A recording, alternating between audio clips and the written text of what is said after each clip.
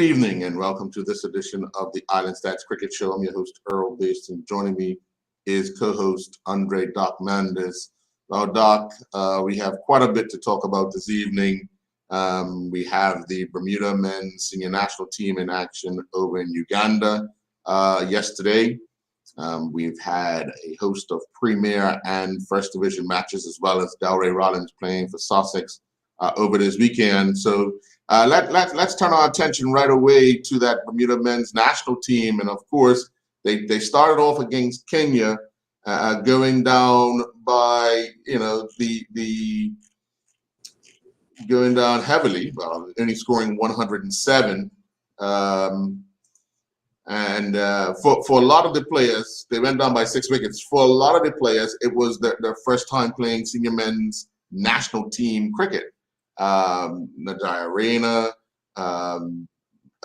you look at Amari Eben, I believe Dominic Sabir did play once before, Jabari Darrow. These young men are now thrusted into the senior men's national team.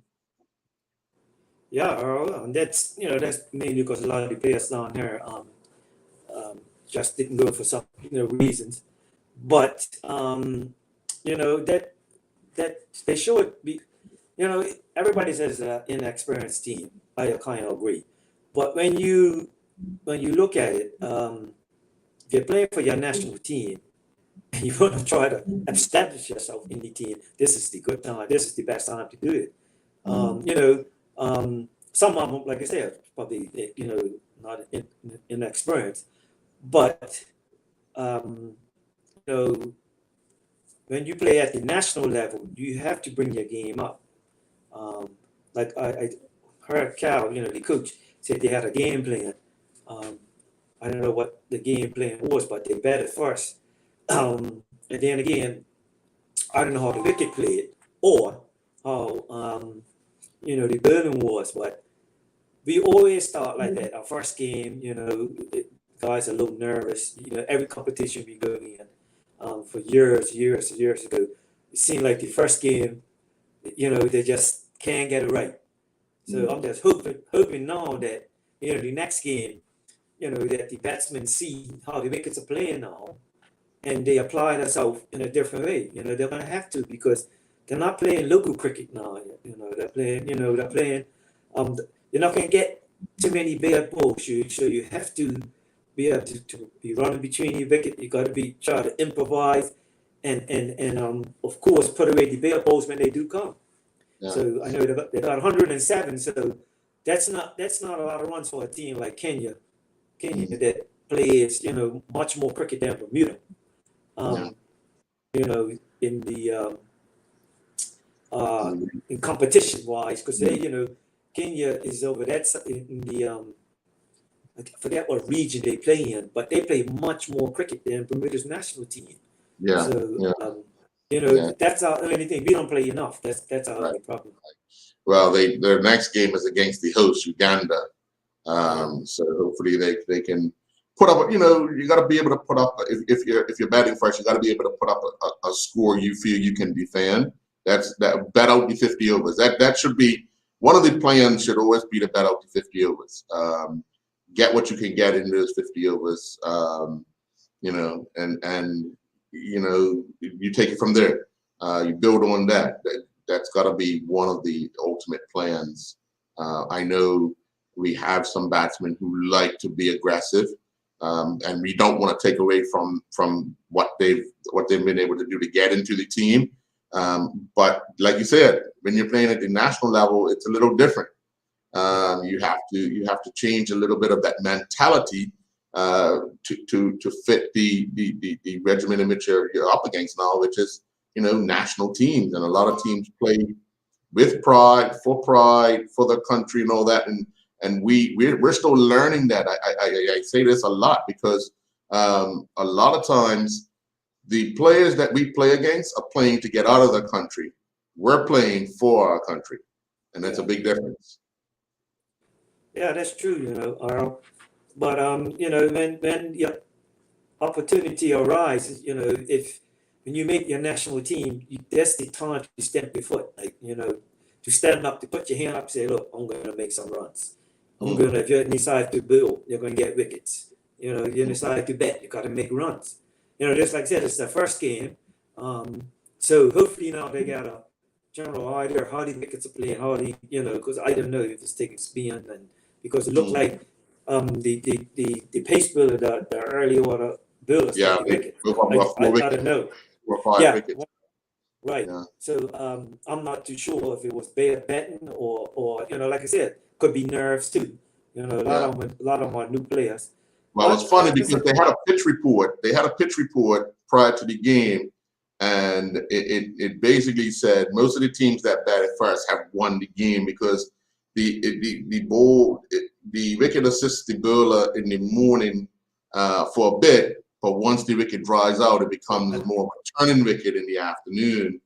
And it gives batsmen more time. It starts to play low, but we never got to that part of giving it time to dry out even more to get those opportunities. So, like you said, it's we have to wait to see, how they respond, because now's the time for somebody to stand up.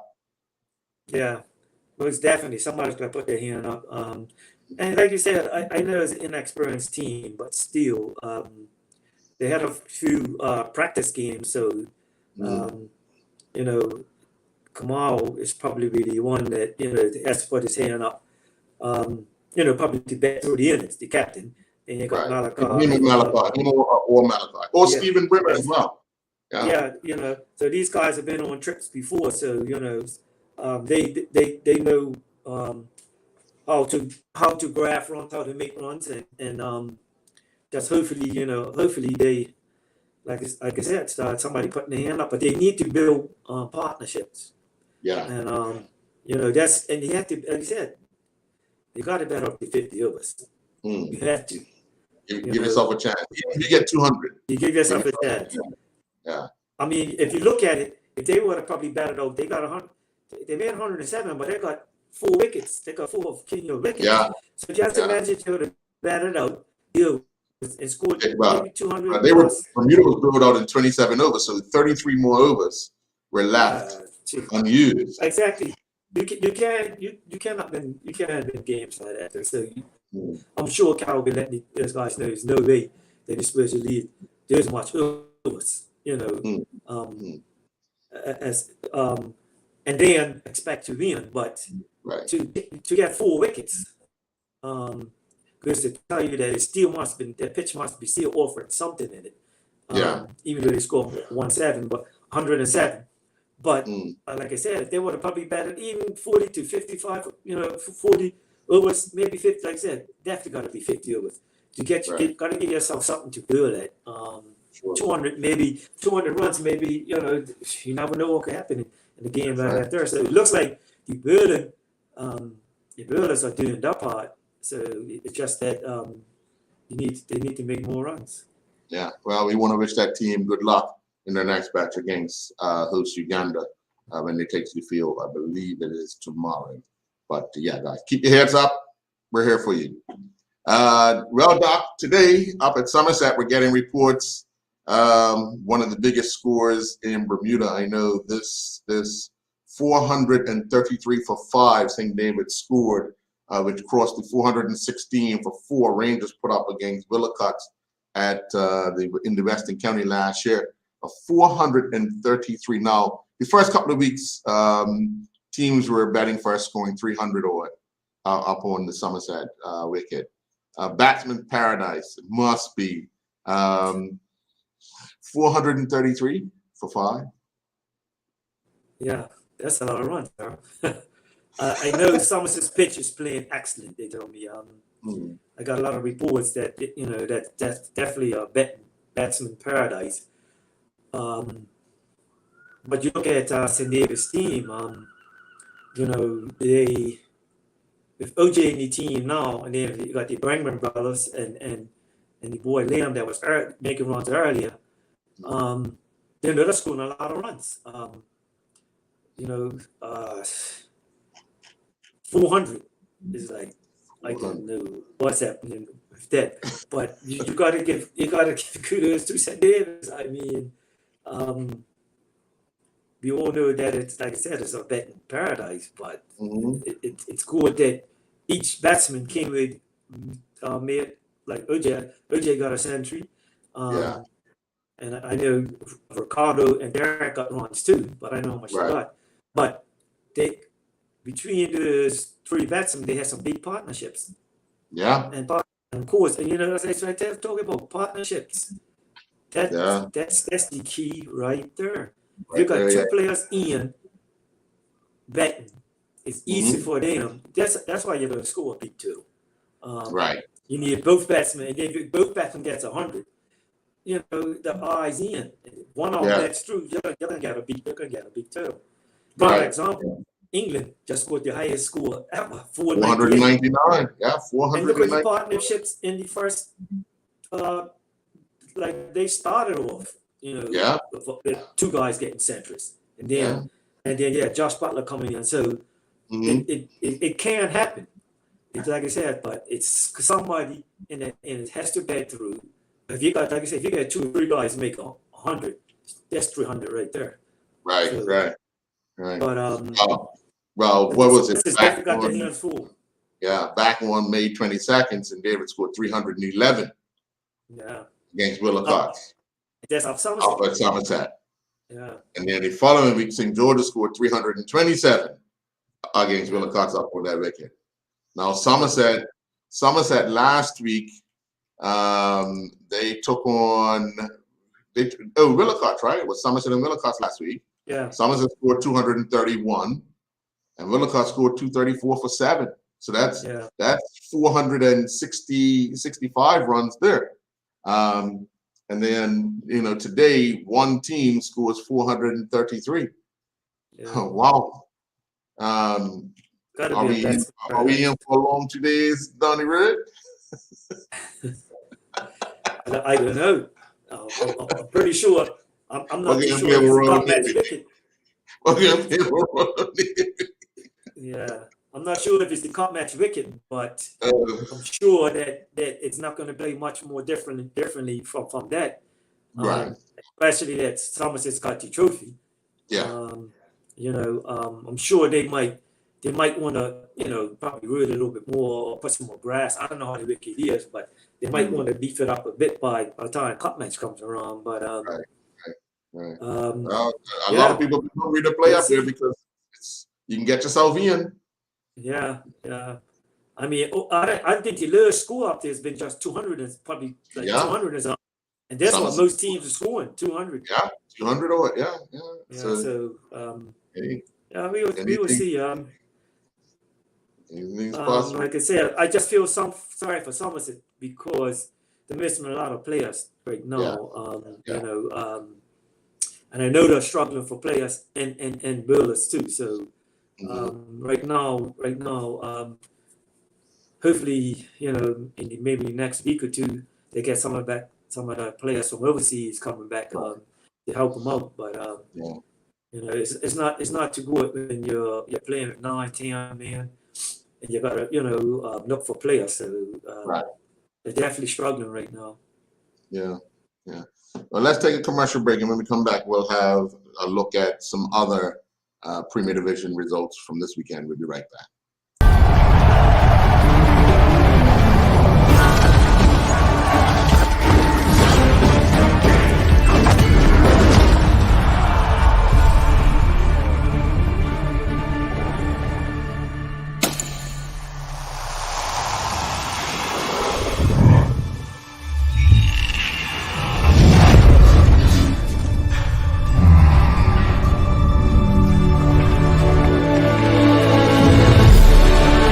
Joker's putting down the weapons. You seeing this?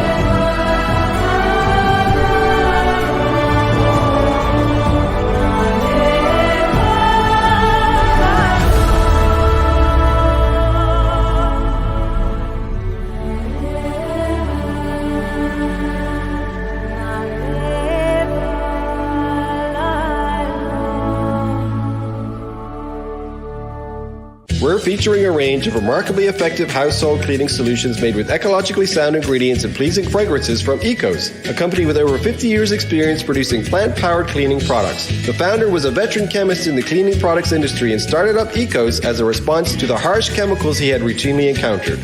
Try Ecos non-abrasive cream cleanser, vinegar window cleaner, and in spray bottles, Orange Plus and Parsley Plus cleaners, shower and floor cleaners, furniture polish, and stain and odor remover. Lindo's, why go anyplace else?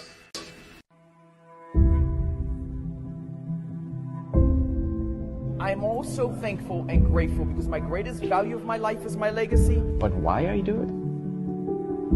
I feel supposed to do it. I was put here to be here, to do what I'm doing right now. Once I see somebody moving, it's the greatest joy for me. There's a little person being born. I am thankful that people have given me the trust, for me to empower them, from my players to my family to friends, and that's what I'm thankful for. I'm thankful that people have allowed me and trusted me to be in their life.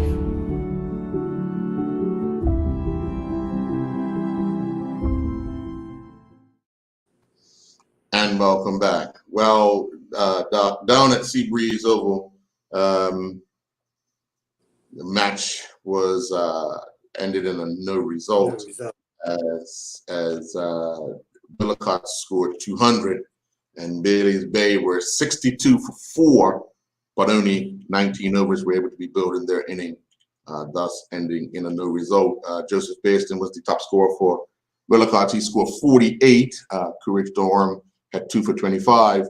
In those 19 overs, Mackay Simmons took 3 for 24 from 6 overs and a maiden for Billicott. And Taryn Frey was the only batsman in double figures on 28 not out. But Bailey's Bay appeared to have avoided a tough scare. Yeah, I looked at that 62 for 4. Yeah, that could have been either way, innit? Mm-hmm. Yeah, no results. So each team got a point, I guess. Yeah. Those surely points. Yeah, it was also was a no result in a couple of the first division games. First division games as well, yeah. Yeah. So I know they have a little bit of rain in some places. Right. Yeah, but that like I said, that would have been really interesting. Billicott is definitely playing, putting a foot on this season. Last season, they went through a period where they were struggling for players and losing a few games, but they're not no pushovers this season, Right. Crazy, but what's good? Those first 2 games against St. Davis and then St. George, where they gave up those 300 odd runs, they returned with 230 odd each game. So they would have felt, even though they were losing, they would have felt like they could be in any game. They just needed to cut down the amount of runs they were giving up. And I think, that's given them the encouragement, like you said, about the Bermuda team. They scored 200. Anything can happen. Yeah. You get a few early wickets and team panic, just like to David Bay. You know what I mean? They could score 200. And now they had Bay with 62 for 4. And Brandon was out. I saw Brandon tried to get too much runs this week, and last week he was the savior. So like I said, Billicott is not going to be no easy pushover like last season. It's good to see it because Crazy so making a lot of runs from Dexter's son Joseph Baisden made some runs from today. He's a pretty decent batsman in Billa. And Mackay Simons got some wickets from his left arm Billa. So they had the talent up there. Deontay Darrell's been playing a few games, Kevin Fuller. They have the talent. It's just them taking it to that next level. And like I said, when you play them up Somerset, it's not gonna be no easy game anyway, because they know that field, and they're used to playing up there. But like I said, they ain't no pushover, so they probably hopefully they have a good season this year. Yeah. And then of course down at Southampton Oval, Southampton Rangers defeated St. George's by 164 runs. Rangers scored 303 with Dion Stubble scoring 96 off of 123 balls, hitting 14 fours. Gennaro Tucker was 90 off of 92 balls. He had 11 fours and 2 sixes. Treadwell Gibbons was the pick of the St. George's Cricket Club bowlers. He bowled 9 overs, 1 maiden, 4 for 54. And Onias bowled 10 overs, 2 maidens, 4 for 44. And then Rangers ran through the St. George's team. But again, this week, Doc, Dion and Gennaro have been the pillars for Rangers to build an inning. 2 senior players, leading from the front, taking on the responsibility of building an inning. Teams have got to figure out how to get at least one of them out early in order to bring those runs down. Yeah.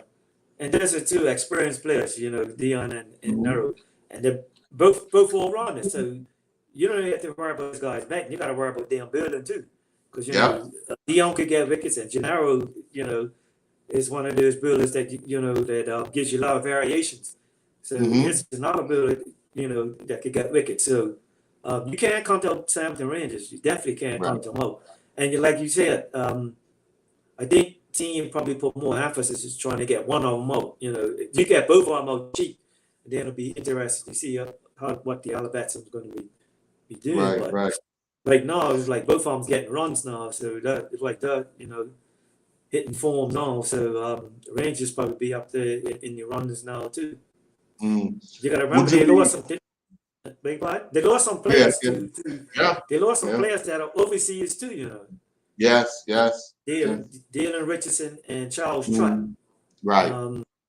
So they're overseas playing for the national team, and that's two good players that in the team. Right.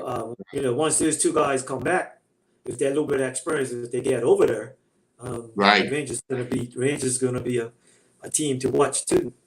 Yeah. Would it be a little bit of a concern for St. George's right now, though, on a trot of losing after starting off halfway decent? Now, you give up 303 runs, and then you're out for 136 on the same wicket.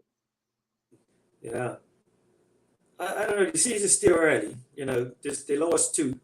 But I tell you what, it's good for them probably to lose early. But like I said, the season's still early. The 5th year was, but they can't afford to lose anymore. Definitely, because what's going to happen? Or I think in that league, everybody's going to beat everybody. It's not going to be one game where you're going to say, "Oh, we're going to be in this season." Because once Somerset straightened that team up too, hopefully in the next week or 2, a couple of weeks when these guys come back, it's going to be no team where you're going to say, "Oh, this is we're going to win or we got a chance to win," because each team is beating each other. So it's a long way to go. I won't count St. George's out yet, but they got a lot of work to do. That's two games in a row. But you look at that team, what they got, surprisingly, they picked up 2 good players from Bay, and Rodney Sinclair, and even Seeker. But Seeker is a big too. They're missing Seeker too. But with St. George's team, they got enough players down there that if Seeker's going, they should be able to fill that spot. Yeah, it's kind of difficult to see how they're losing, but I won't count St. George's out yet. Right. It didn't look like Rodney played today at all. So and then we're not sure. I don't think Alan Douglas was available today as well. So I think they're having problems with consistency of having the regular team, just like you talked about Somerset, not having a lot of players. I think St. George's problem right now is the inconsistency of having one team being able to play through, where despite if you look at a team like Rangers, they know they're going to struggle with the youngsters on one side, but the senior players in Gennaro and Dion have stepped up to help them solidify themselves. They've done the same thing against St. David's, what was it, last week or week before last, to edge them out, so somebody, again, senior players, it's your time. It's you have to put your hand up and say, I'll put it on my shoulders today, kind of thing. Yeah, that's true. Like I said, I can't predict a team that's going to win this.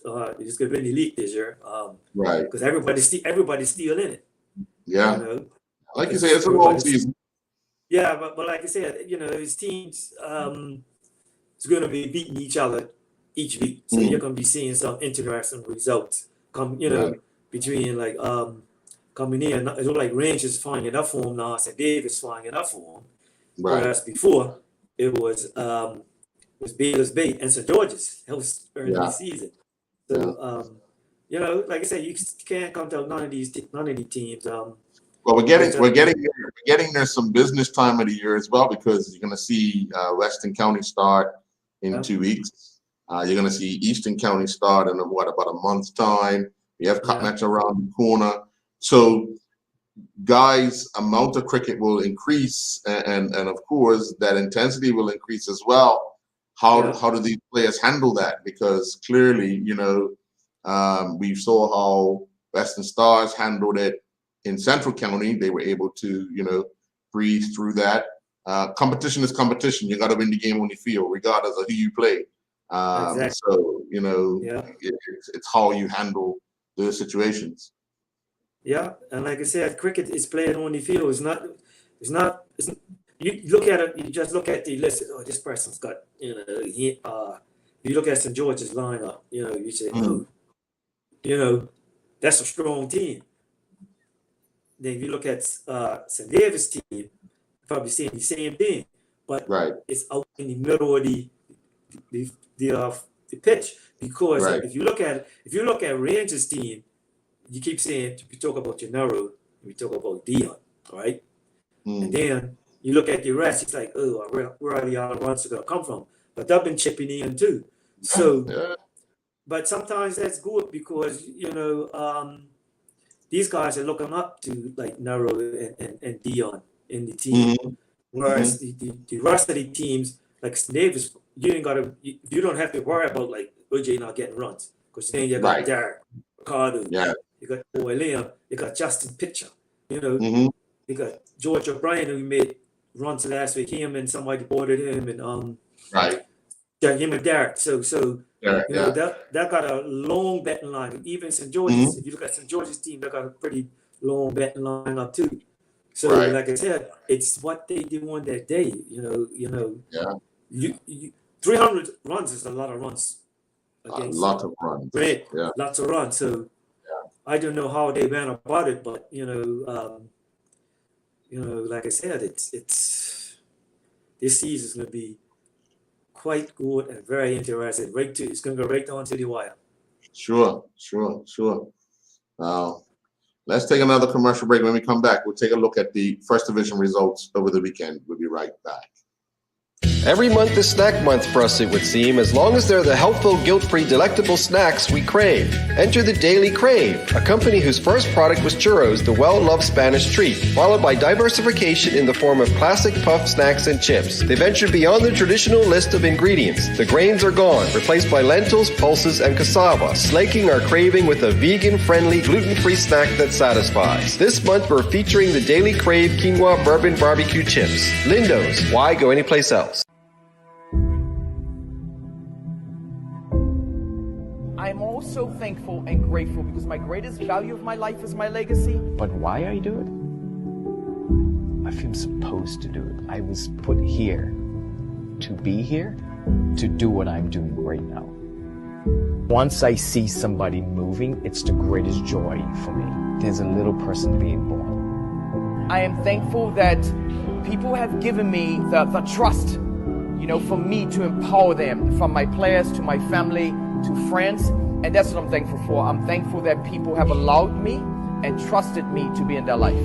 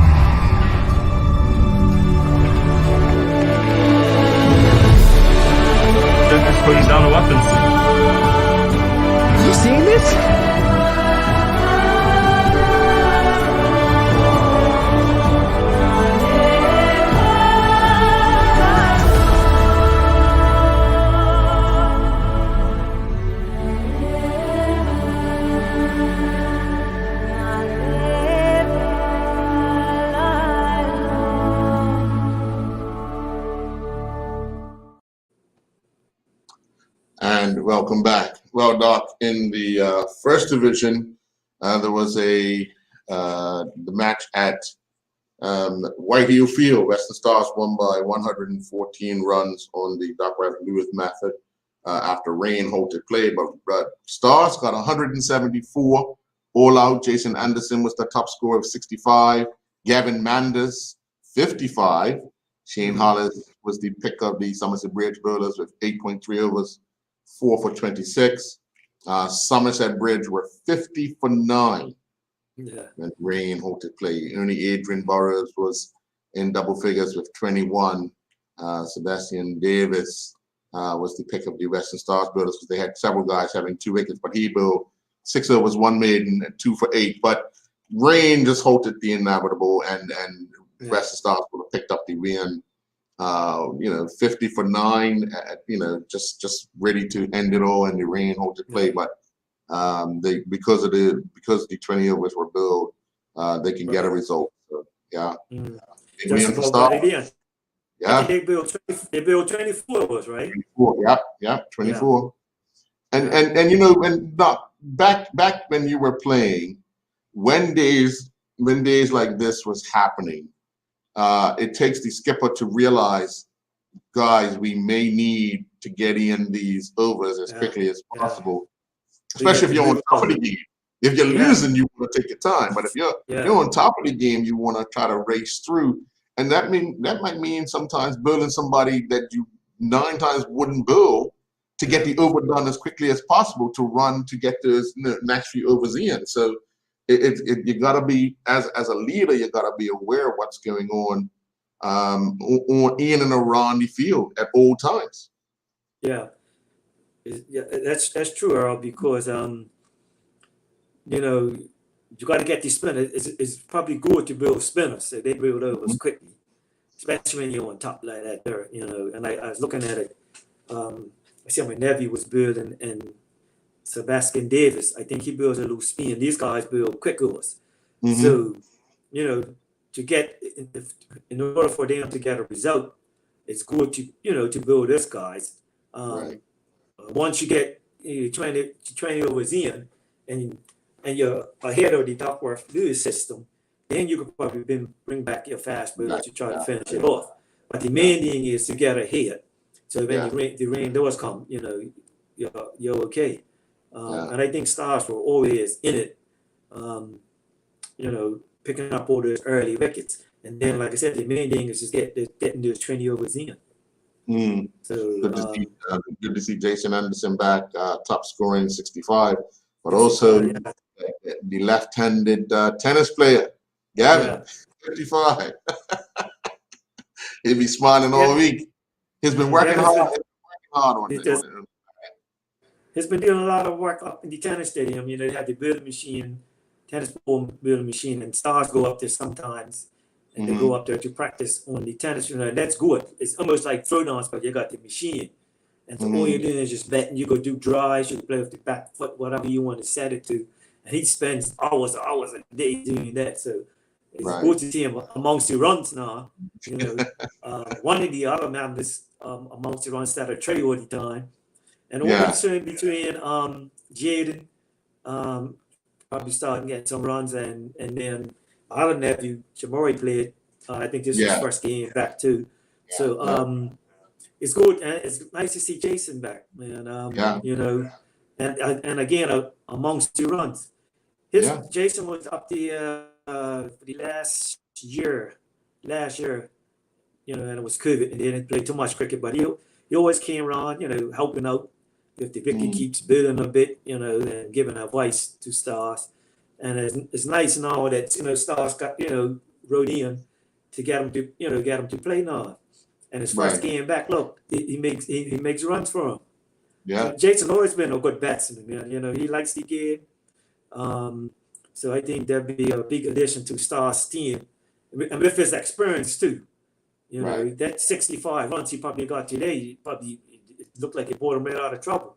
And so it's nice to see him back playing. Yeah, especially if you're walking out and Trey is walking in, and you're saying, okay, let me put my head down, because really, a lot of guys will look at Trey and say, okay, that's here's 50 runs for us today. You know what I mean? Right. On a regular basis, and Mhm. but that's how you look at certain players in the team. Yeah. Now when his 40 run shy of that is coming back in and then he got 10 or whatever's got on the board, you're now saying, okay, somebody's got to pick up those other extra runs that he didn't get. So, but the good thing for Stars now, they have another experienced batsman in Jason that can help solidify that inning. Jason could be a guy that could be aggressive. He could also be a guy that could be, to block one end for you and just carve out and see off a dangerous bowler at times. So it depends on what scenario he is, and he's got enough experience to go through that whole scenario. Yeah, that was interesting. I know it was a rain delay too, so I'm thinking that the wicket probably got wet or damp. So that's probably why the scores are probably low. Because I know it was a rain delay. One starts. If you think of 174 up White Hill, that's a big field. So that's probably like 200 runs if you think about it. Yeah. But and then for them to knock down Bridge so cheaply. So that means Berlin had to be on, was on it, and fielding too. So it was probably a good result for them. Because I think Somerset Bridge had lost yet. Somerset Bridge was undefeated. No, they hadn't lost. No, they've been playing well. Yeah, they've been playing pretty good. Yeah, so that's probably a good result for them. So it'd be interesting. They lost last week. They lost the Flats last week. They lost the first game last week to Flats. Oh, okay. All right. Yeah. So. But like I said, if you look at the Premier and the First Division, it's going to be. You can't predict a team to say like who's going to go up or who's going to put on right now. Right. You can't. I mean, previous years you could say, you could see about it. But now, everybody's beating each other. So in Premier Division and First Division, so the teams are pretty well even all around. So it's good, man. You see, Flats has got the upper hand now because I think they won, 3 or 4 in the trot. Right. So, then you got Cleveland too. So Cleveland beat today by 5 wickets down at Wellington. Rack scored 152, and Kermo Kenner and Rudell Pitcher. Ironically, both from St. David's, but they play for Devonshire Rack. Both scored 42.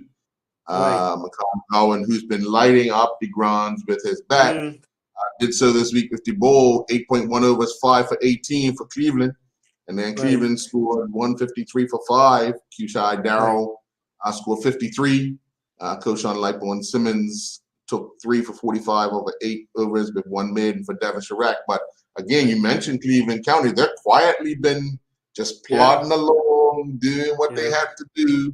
Picking up the wins where they need to pick them up, and they'll find themselves in a good position. As you've already stated, with one of their leaders with the national team in Stephen Bremer. Yeah, I think they got another player too, boy, Jelani Richardson. I don't know. Yes. I don't know what I think is more of a bowler, but he's out there too. So he's out there. And I believe Jabari Dow, does he play for him as well? No, St. George's. Jabari Dow, they play for St. George, right. So Jelani for him, Right. So they're starting to come back.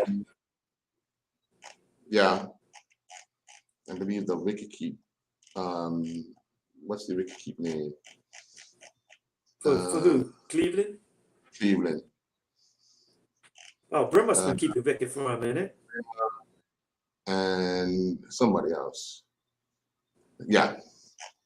But I think he was reserved yesterday. But when you start looking at like you said, the experience that these young men will pick up over in Uganda, when they come back, they're only going to strengthen their teams because they're going to be at another level or been in an environment where it's another level. Exactly, yeah. And they get to see the game differently. They get to see the game differently, how the other teams play. Something's got to rub off. They'll be saying, oh, this is how they do it. Even the smallest little thing will help them out. Bring back something small. Yeah. Exactly. So Yeah. it's good for him to go and get that experience Right. at this And then of time. course the other game in First Division, Flats and Ward. We're waiting to find out what result that will be. But Flats scored 294 for 6. Dejan Carey scored 75. Kyle Franks scored 65, not out. Warwick were 61 for 2. How many overs? They had built the 20. They built 20 something overs as well. So they're more than likely it'll be a win for Flats on the Duckworth Yeah. Lewis system. So again, another team quietly just marching on Flats. They're Yeah. just quietly marching through. So it's as you said, somebody on any given day, somebody could beat somebody. But as these teams continue on that journey of just picking up a win here and there quietly, not to make too much noise. You don't want to bring no attention to yourself. Nope, just keep quiet. You just quietly go about doing your business, and when you look how they get up there, that's what you want to do. Yeah. But it's interesting because the under-19s picked up their first win yesterday, beating PHC. And they've been quietly struggling, but they keep showing up each week. They keep putting out a team. They build PHC out for 195, and then they got 200 for 6. If you look at some of these youngsters, as you've already indicated, they can play this year and turn around and play the next time the under-19 tournament is because they're that young. So gaining valuable experience playing in the senior division now. PHC, mind you, have a lot of youngsters as well, but you're still playing against some experienced senior players at times. So it's a win is a win. You gotta win it in the middle. You don't win it on the sideline. You win it in the middle. So congratulations to the under-19 team because they were able to finally now give themselves a chance to say to each other, hey, we can play. We can beat somebody. And you just have to start doing the small things right. And I think that's where they have to start looking, cut down on those extras, pick up those singles because everything's not a boundary. Everything is not a boundary. You got to be looking for those singles. Make the builder change his line and length, do all that type of stuff. So, I'm really, really encouraged by Luke Fulton. I mean, give us a little bit on Luke because he's again another one quietly just going about his business. He'll pick up 3 wickets on the weekend for the under-19s. He'll play for Warwick. He'll pick up 2 or 3 wickets here and there. He's just one of these players that is quietly going along about his business. Luke, I'm seeing him train this a bit early in the season when I had the under-19s before I left, and he's one of those guys that listens. He gives you 100% in training and games and everything. So I'm not really surprised that he's making runs and getting wickets because it basically is an all-rounder, and I think he made some runs for the under-19s too. And they won. I don't know if he got 40 or 50 or what. But also he's been getting wickets. Yeah, he also has been getting wickets too. So it's basically like an all-rounder. And Luke's been in that national team. I think it's probably this might be his last year. I'm not too sure, but he was in there earlier. He was in it a couple of years ago. We was looking at him, but he was very young at the time. So right now, he's just he's stamping his authority. And he's, like I said, it's a good all-rounder. He comes training. You tell him to do this, and he does it. He's a type of builder that he builds wicket to wicket, top of our stump. And it's a batsman that that he plays all around the wicket. So it's good to see him like performing each weekend now. Sure. We're going to take another commercial break. When we come back, we'll talk about the player of the week. We'll be right back.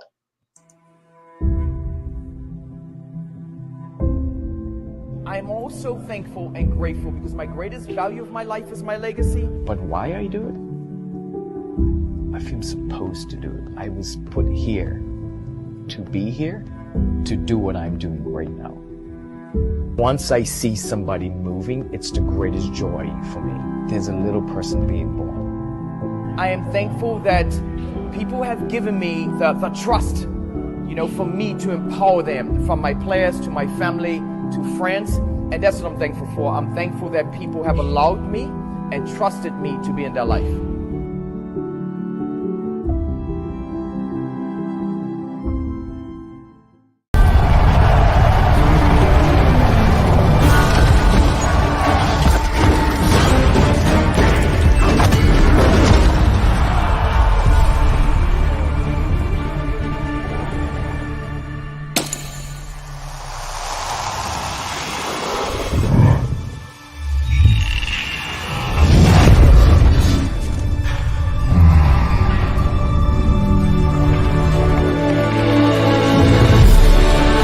Joker's putting down the weapons. You seeing this?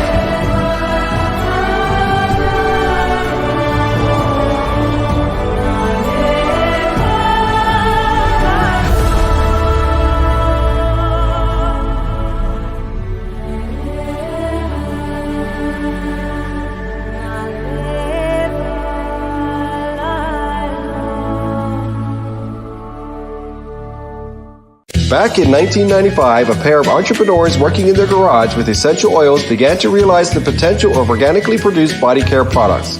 Now, in a 56,000 square foot facility, EO products are shipping to millions worldwide, an inspiration to aspiring family businesses to be sure. EO products were the first in their field to follow the quality and safety guidelines established for organic foods in their production of high-end organic body care products. This month we're featuring EO Lemon Coconut Lotion. Lindo's. Why go anyplace else? And welcome back. Well, Doc, 2 weeks ago, we had picked Mikal Walker as the player of the week for Bayliss Bay in his performance against St. George's at Seabreeze Oval. This was the presentation to Walker. Well, Mikal Walker, the Cosman's player of the week. Week 2, 7 wickets, 8 wickets? 8 wickets. 8 wickets. Big weekend. Yeah, they'll say 7, but run out, I'll call it. I think that would call that as number 8. But yeah, good weekend. Just want to give a shout out to the team. Stand behind me. It's been a long 9 years I ain't played, so that's why most and foremost I'll give a shout out to the team first. The coach, definitely the coach, working with me week in and week out. Like you said, it's really the second weekend, so I feel like I've got a lot to come for you guys. Stay tuned. All right, well, congratulations. Thank you. Yeah, to say that he hasn't played in 9 years, he's been abroad at school and spent a lot of time playing football as well. But 9 years to come back and then have a game like he did for Bayliss Bay against St. George's. A young man who's just got to keep his head on his shoulders and allow himself to continue to build well and do it for the team. So yeah, congratulations. Yeah. No, well deserved. Yeah. Well, looking at last week, we didn't have the opportunity to pick the player of the week. We did look at some of the top performers, and it came down to 3 performers that we kind of bantered around, and that of the inning of Brandon Trott for Bayliss Bay and their reply to the Somerset Cricket Club. You had Jacob Albertisi, who scored 138 for Somerset. Is he an Evening League player? Yeah, but I think his probably going to be no longer, even because I think you have to play enough games this season, so he might end up playing for Somerset, I guess, this season, because I don't know what his age is, because if you're over 40, you can if you play for the league, league team, league cricket, you can't play for the commercial. Oh, Even. okay. So you got to Okay. be 40 and over. So I don't know In his order age. Okay. All right. Exactly. So All right. I don't know how that's gonna work out. But yeah, so that'd be interesting to see. I don't know if he played today. Right. Right. Also in the run-ins was Kevin Hurdle with 6.5 overs, 4 for 14, and Trey Mendes with 95. But we, after some discussion, we looked at the inning of Brandon Trott batting through the Bailey's Bay inning to help them to defeat Somerset, because as we've already stated, Somerset had posted a big score, and that then they would come back, Bailey's Bay, and he kind of rounded out their inning, helping them to score the runs needed to gain the victory. So for that, we have decided to pick Brandon Trott as the Gosling's Player of the Week for last week's performance. Now we're going to turn our attention to this week with what we have. So I know right now we don't have all the information from up Somerset. Clearly, that will hinder those players and their performances to be, in the running for the Player of the Week.